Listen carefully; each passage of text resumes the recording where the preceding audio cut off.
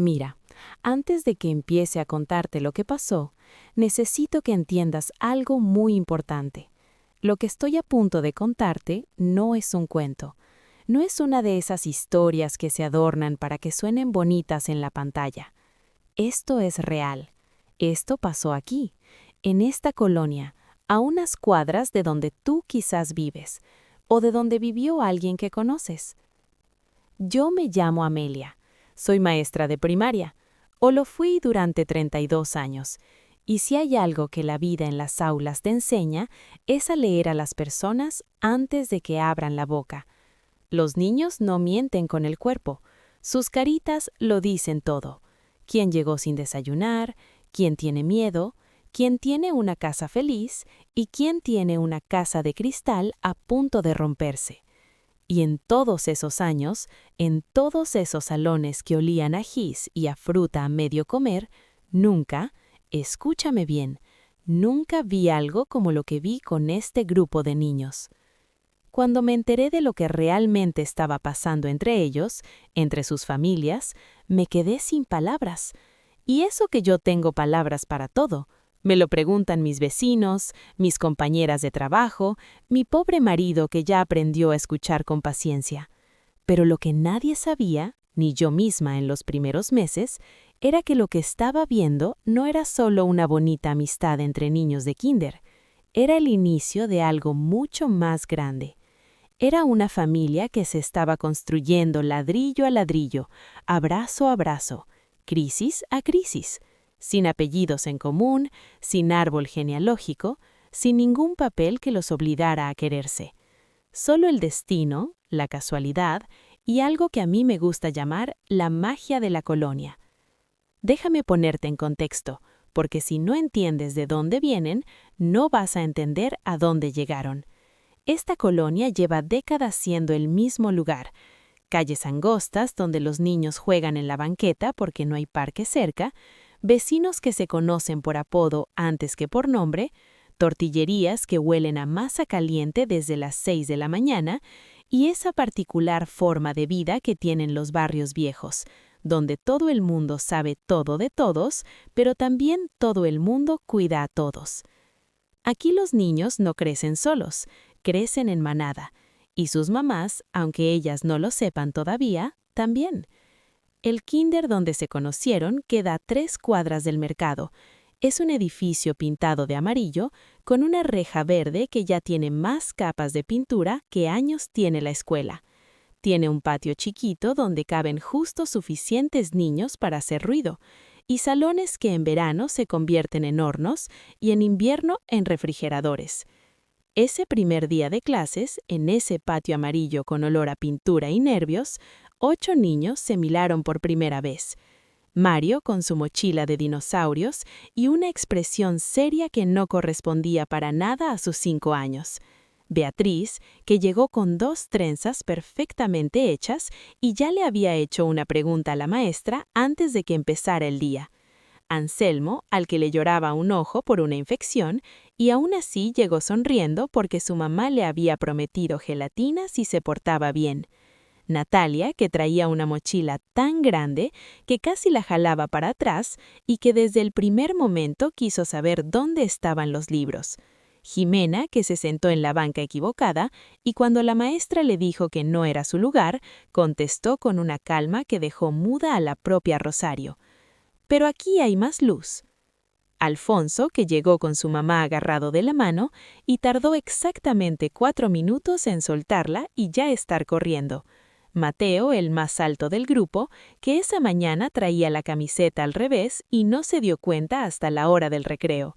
Y Juan, que llegó último porque su mamá confundió el horario, entró al salón en medio de la presentación, se paró frente a todos y dijo: «Hola, me llamo Juan, traigo torta de frijoles». El salón entero se rió. Juan se sentó junto a Mario como si lo conociera de toda la vida. Pero lo que nadie sabía ese día es que en ese momento, en esa pequeña explosión de risa, algo se estaba cosiendo. Algo invisible pero fuertísimo. Un lazo que iba a resistir años, problemas, distancias y todo lo que el destino tenía guardado para ellos.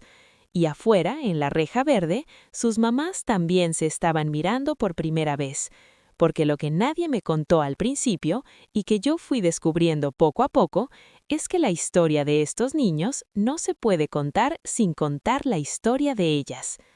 Algunas llegaron solas, mamás solteras que habían aprendido a hacer todo doble, el rol de mamá y el rol de papá, el trabajo y la casa, las risas y las lágrimas, todo con las mismas 2 manos y el mismo corazón partido.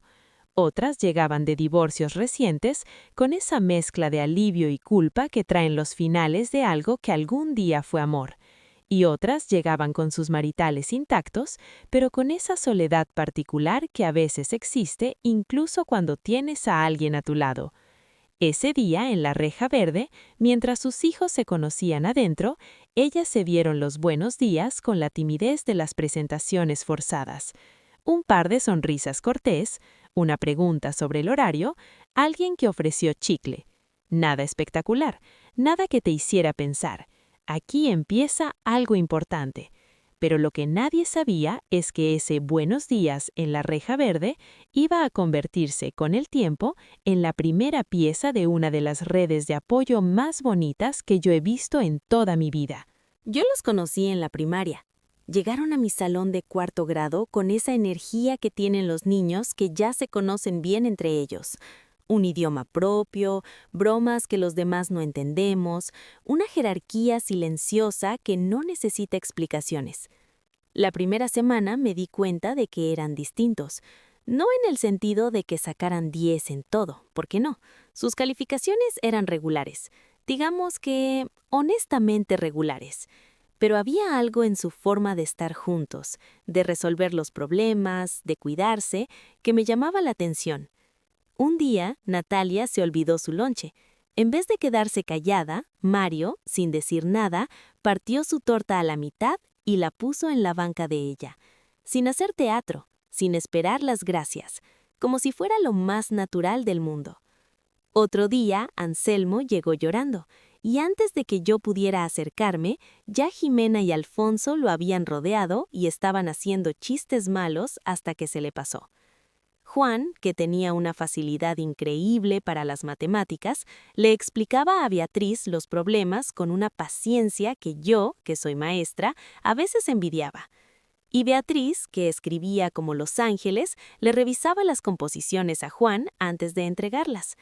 Se repartían sin decirlo, sin negociarlo, sin necesitar que nadie les dijera cómo.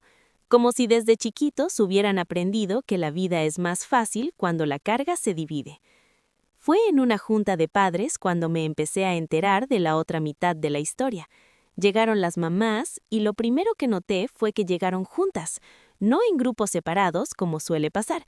Llegaron todas juntas, como un solo bloque, platicando, riéndose de algo que ya venía de antes de entrar. Al terminar la junta, me acerqué a hablar con Elena, la mamá de Mario, que tenía fama en la escuela de ser muy directa. Le dije, ¿llevan mucho tiempo conociéndose ustedes? Mamá de Mario me contestó, desde el kinder, maestra, ahí nos juntamos todas. Al principio fue de casualidad, pero ya ve cómo es esto. Los hijos que se juntan, los papás que se juntan. Ya somos familia. Le pregunté, ¿y se apoyan mucho entre ustedes? Elena contestó, pues qué más remedio, maestra. Aquí algunas somos solas con los niños. No es fácil, pero cuando una no puede, otra jala. Así nos hemos llevado. Esa noche me quedé pensando en lo que me había dicho Elena. Cuando una no puede, otra jala. Qué frase tan simple para describir algo tan poderoso. Fui descubriendo los detalles con el tiempo, que cuando la mamá de Anselmo tuvo que ir al médico, la mamá de Beatriz lo llevó a su casa, lo bañó, lo alimentó y lo mandó a la escuela al día siguiente como si fuera su propio hijo. Que cuando la mamá de Jimena perdió el trabajo, las otras mamás organizaron un sistema rotativo donde cada semana una de ellas le llevaba despensa, sin hacer alboroto. Que cuando hubo una situación difícil con el exmarido de una de ellas, las demás estuvieron ahí, una a cada lado, sin que nadie les pidiera que se quedaran. No se pedían permiso para meterse, no esperaban a que les pidieran ayuda, se movían como un solo organismo, con esa inteligencia colectiva que se desarrolla cuando un grupo de personas decide, sin decirlo, que va a sobrevivir junto. Y sus hijos aprendieron eso, lo absorbieron como el aire. Era martes, casi las 2 de la tarde, y el patio de la primaria estaba en ese estado de caos organizado que tiene siempre a la hora de la salida. Mochilas que se perdían, niños que buscaban a sus mamás, mamás que buscaban a sus niños, y en medio de todo ese ruido, los 8. Se habían quedado en un rincón del patio, junto a la pared donde alguien había pintado un mural de la bandera que ya estaba medio descascarado. Estaban sentados en el suelo, en círculo, con esa postura que tienen los niños cuando algo importante está pasando. Me acerqué despacio porque no quería interrumpir, y escuché. Mateo. ¿Ya supieron? La mamá de Anselmo está en el hospital. Beatriz. ¿Qué tiene? Anselmo. Nada, es que le duele la espalda desde hace tiempo. Ya la van a operar, pero sí da miedo. Jimena. Oye, ¿y tú te quedas solo? Anselmo. Mi abuela viene, pero llega hasta el viernes. Juan. Pues te quedas en mi casa, ya le digo a mi mamá. Mario. O en la mía, caben más. Alfonso. Mi mamá ya sabe, me lo dijo en la mañana, ya arregló todo. Anselmo los miró a todos. Tenía esa expresión que tienen los niños cuando están tratando de no llorar frente a sus amigos, ese esfuerzo enorme de mantener el mentón firme. Anselmo. ¿Por qué son así conmigo? Silencio. Los 8 se miraron entre ellos. Natalia. Porque somos tu familia, tonto. Y tan simple como eso. Nadie hizo drama. Nadie aplaudió. Anselmo se limpió los ojos con el puño de la manga y dijo que quería quedarse en casa de Mario porque tenía televisión más grande. Todos se rieron, y la vida siguió. Yo me alejé sin que me vieran, con un nudo en la garganta que tardé un rato en tragar. Cuando me enteré de lo que pasó ese día, ya me lo habían contado 3 personas diferentes y cada una lo contaba como si hubiera sido la única testigo. Así se cuenta lo extraordinario, una y otra vez, porque parece que no alcanza con decirlo una sola vez. Era un martes. Siempre parece que las cosas importantes pasan en martes, no sé por qué. Era la hora de matemáticas, que en 4º grado es también la hora en que los niños más se revuelven porque ya llevan horas sentados y el cuerpo les pide moverse. Yo estaba escribiendo en el pizarrón cuando lo sentí. Primero un sonido sordo, como si algo muy grande se estuviera moviendo debajo del suelo. Luego el movimiento, las ventanas vibrando, el agua del vaso en mi escritorio haciéndose olas, la lámpara del techo balanceándose con esa lentitud inquietante. Temblor. Fuerte. El salón se convirtió en un segundo en ruido puro. Niños que gritaban, sillas que caían, alguien que empezó a llorar. El protocolo de emergencia decía que debíamos salir ordenadamente al patio, pero cuando hay un temblor fuerte y 30 niños de 10 años en un salón cerrado, el orden es lo primero que sale volando. Y en medio de ese caos, mientras yo intentaba mantener la calma, vi algo que se me grabó para siempre. Los 8. Sin que nadie se los pidiera, sin que ningún adulto se los indicara. Se pusieron de pie, cada uno en un lugar diferente del salón, y empezaron a hacer lo que sus mamás hacían siempre: organizar, calmar, dirigir. Nadie corre, agarren su mochila y vamos caminando. Yo voy adelante. Beatriz tomó de la mano a una niña que estaba paralizada de miedo junto a su banca y le dijo algo al oído. La niña dejó de llorar y caminó. «Ya va a parar, ya paró, vamos, ya pasó, ya pasó». Natalia contó en voz alta. 1, 2, 3, 4, 5. Así hasta 30, asegurándose de que nadie se quedara atrás. Jimena y Alfonso tomaron a los niños más asustados y los guiaron hacia afuera. Mateo se quedó al último, literalmente el último, recorriendo el salón con la mirada para confirmar que no quedaba nadie. En menos de 3 minutos, el salón estaba vacío, todos a salvo, sin empujones, sin heridos. Yo salí detrás de ellos con los ojos llenos de lágrimas que me negaron a dejar caer hasta que estuve segura de que todos mis niños estaban bien. Afuera, el patio era un hervidero de niños y maestros, y los de primero y segundo, que habían salido antes del temblor, estaban en el patio aterrorizados, llorando, buscando a sus mamás. Y los 8, en cuanto salieron del edificio y vieron la situación, no corrieron a buscar a sus propias mamás. Fueron hacia los chiquitos. Los rodearon, los sentaron, les cantaron, les contaron chistes, los distrajeron con todo lo que se les ocurrió. Y afuera de la reja, sus mamás, que ya llegaban alertadas por el temblor, encontraron ese caos de padres desesperados. En vez de ponerse a gritar o empujar, hicieron lo mismo que sus hijos adentro. Organizaron. Una se puso a la entrada a dar información. Otra recibía a los papás en pánico y les decía quiénes ya habían salido. Otra consolaba a las mamás que lloraban, sin que nadie les pidiera, sin que nadie las nombrara responsables, solo porque sabían que alguien tenía que hacerlo y ellas podían. Ese día entendí que estos niños no eran así por accidente, eran el reflejo exacto de sus madres, habían aprendido viendo.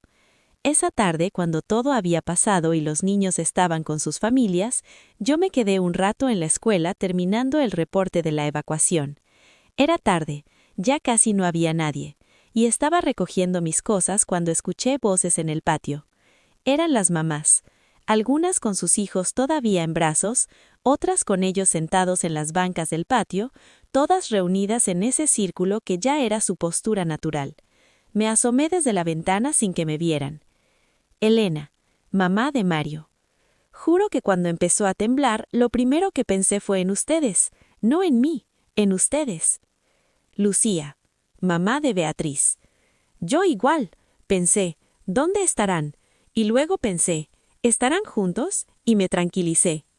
Anselmo. Es que ya sé que si están juntos están bien. ¿Se fijaron lo que hicieron adentro? Carmen, mamá de Natalia.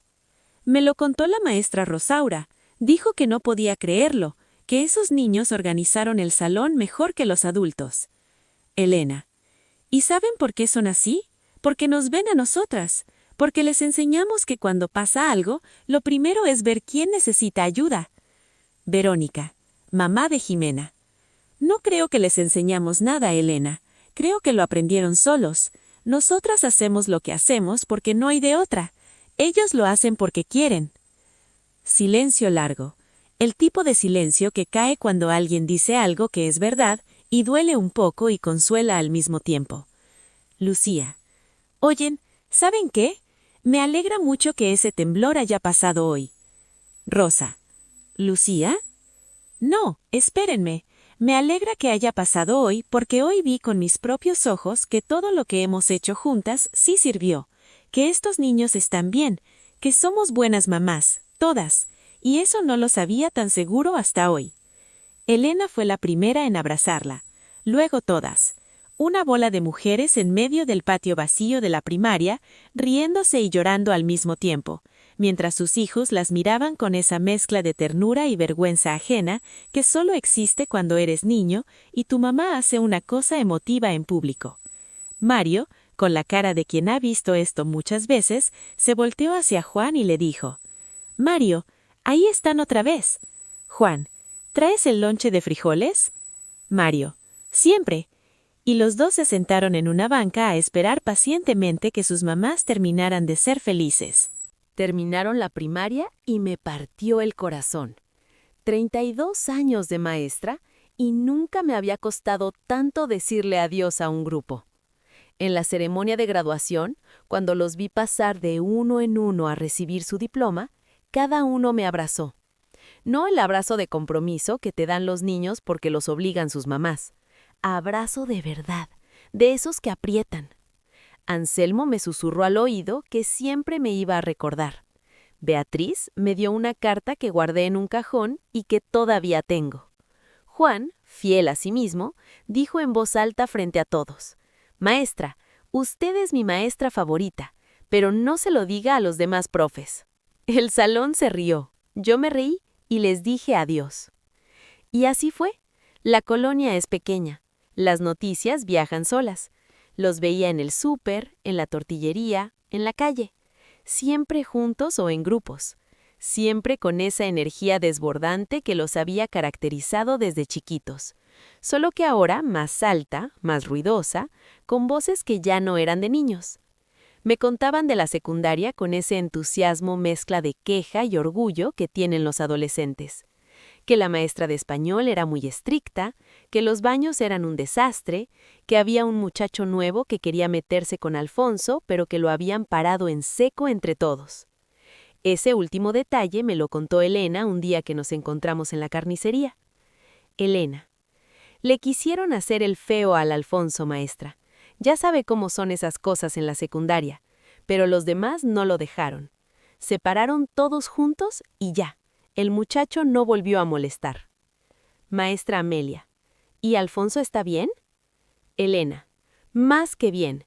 Dice que gracias a sus amigos entendió que no tiene que aguantar nada de nadie, que eso lo aprendió de chico, pero que ahora ya lo siente de a de veras. Terminaron la secundaria y el destino, que tiene un sentido del humor muy particular, hizo que casi todos pudieran estudiar en el mismo CONALEP. No lo planearon. Simplemente así salieron los números, las inscripciones, los cupos. Algunos en el área de enfermería, otros en computación, otros en administración. Distintos salones, distintos horarios, pero el mismo grupo en el recreo, en la salida, en los fines de semana. Ya no eran niños, eran jóvenes descubriendo el mundo, con todas las complicaciones que eso trae. Primeros amores y primeros desamores. Trabajos de medio tiempo para ayudar en casa, sueños que a veces chocaban con la realidad, pero siempre juntos, siempre esa red debajo de cada uno. Una vez me encontré a Natalia en el camión. Ya tenía como 16 años, iba con audífonos y cara de pensativa. Cuando me vio se los quitó de un jalón y me abrazó como si fuera su tía. Natalia: maestra Amelia, ¿a usted también le pasa que a veces no sabe qué quiere ser?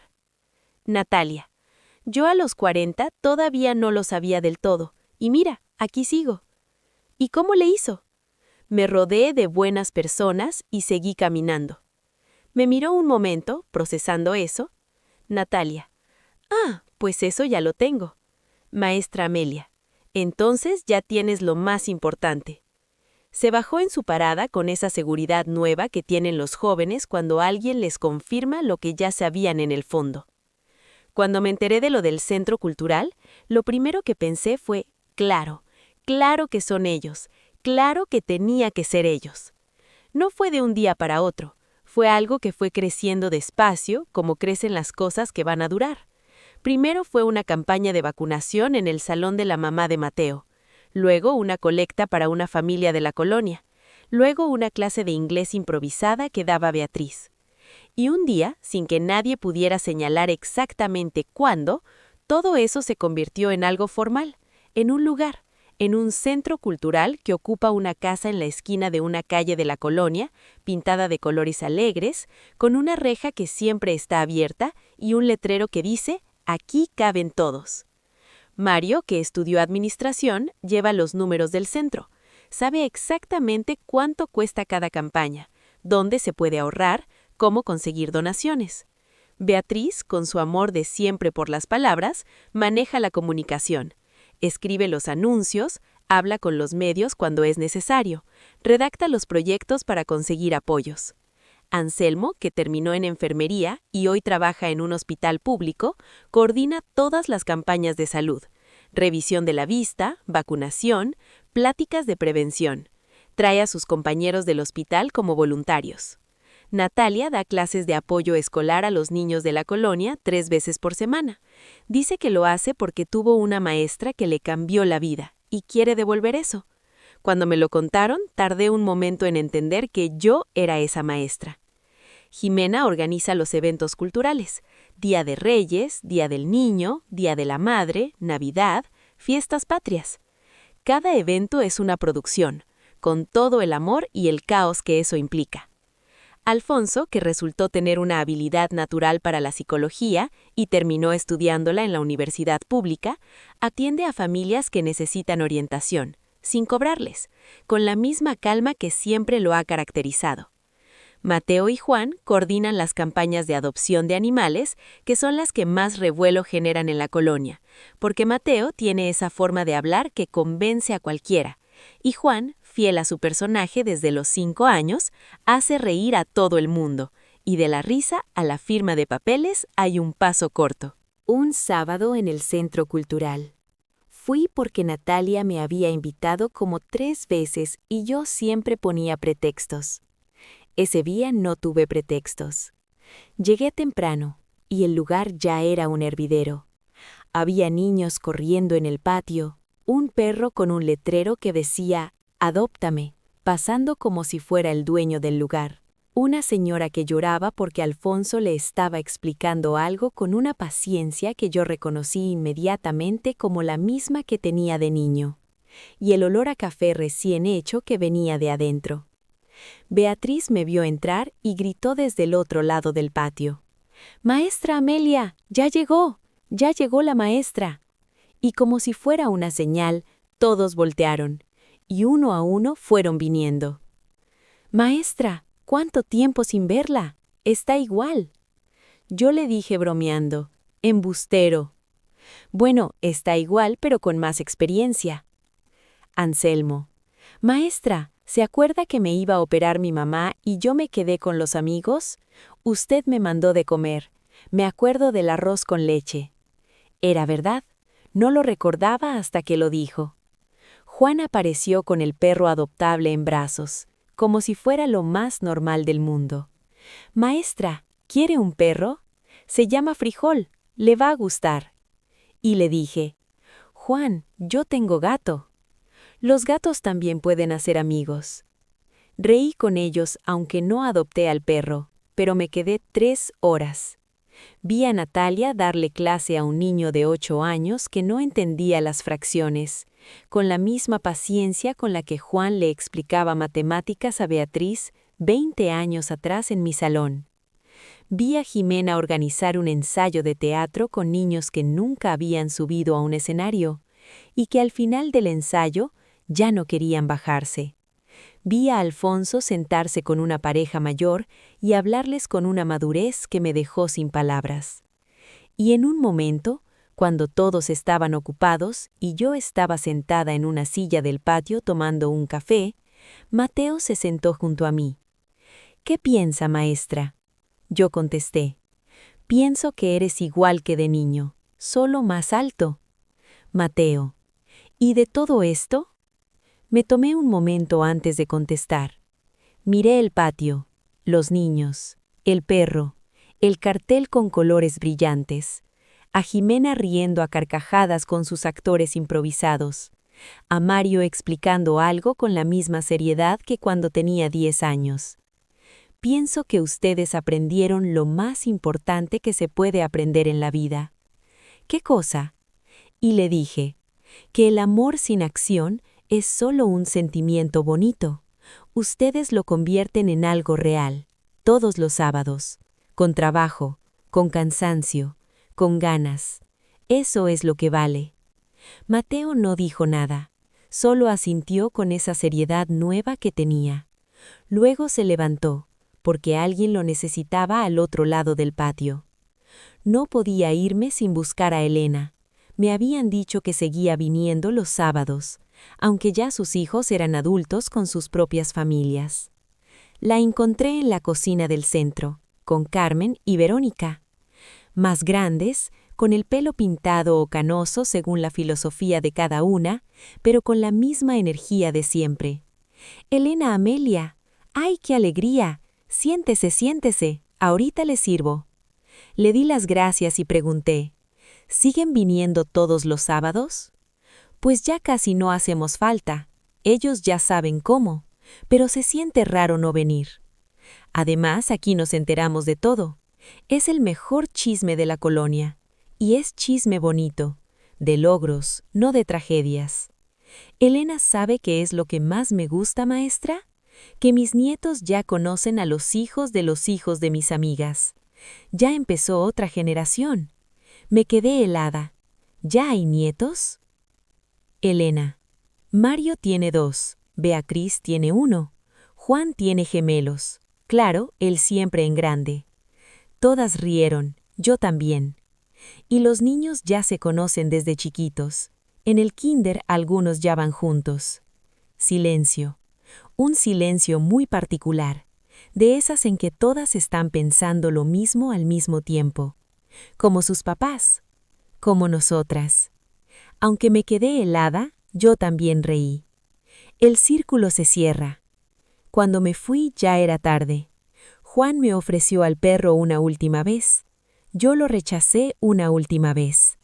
Anselmo me prometió mandarme el arroz con leche de su mamá. Natalia me abrazó más tiempo que todos y me dijo al oído: «Usted sí cambió mi vida, maestra, aunque diga que no». Caminé a mi casa en la tarde de ese sábado con el corazón tan lleno que casi pesaba. A ver, déjame decirte algo antes de terminar, porque si llegaste hasta acá, te mereces que sea honesta contigo. Cuando empecé a contarte esta historia, yo misma no sabía bien hasta dónde iba a llegar. Porque lo que parece al principio una historia bonita de amigos del kinder, cuando la empiezas a desgranar, cuando te metes en los detalles, cuando ves todos los momentos que la armaron, te das cuenta de que es algo mucho más grande. Es una historia sobre lo que somos capaces de hacer cuando decidimos que no vamos a hacer el camino solos. Mira, yo he visto muchas cosas en 32 años de salón de clases. He visto niños que llegaron con todo y se perdieron en el camino. He visto niños que llegaron sin nada y construyeron mundos. He visto familias que se deshicieron y familias que se rehicieron de pedazos. He visto lo mejor y lo peor que los seres humanos pueden hacer con sus vidas. Y lo que distingue a los que salen adelante, lo que siempre está presente en las historias que terminan bien, no es el dinero, no es el talento, no es la suerte, aunque la suerte ayuda. Es la red, es tener a alguien que te jale cuando no puedes, es no tener vergüenza de pedir y no tener miedo de dar.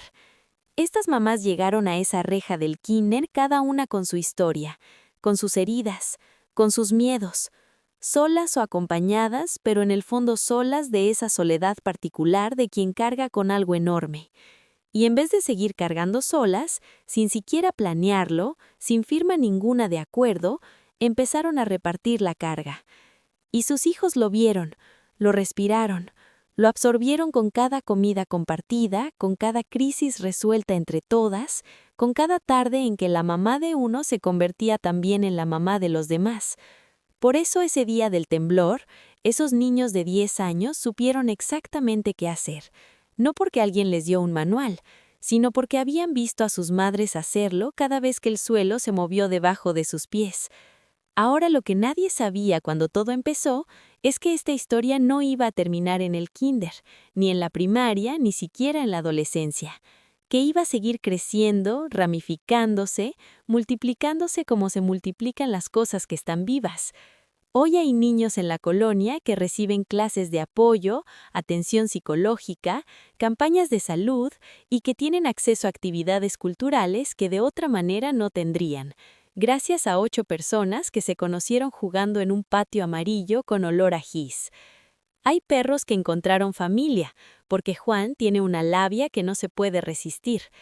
Hay familias que aprendieron que no están solas, porque Alfonso les abrió una puerta.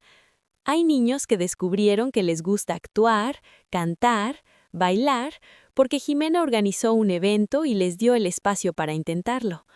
Y hay una nueva generación de niños, los hijos de Mario, de Beatriz, de Juan con sus gemelos, que ya se están conociendo en el kinder, que ya se están mirando en ese patio por primera vez, que ya están tejiendo sin saberlo los primeros hilos de lo que quizás, si tenemos suerte, va a ser otra cadena irrompible.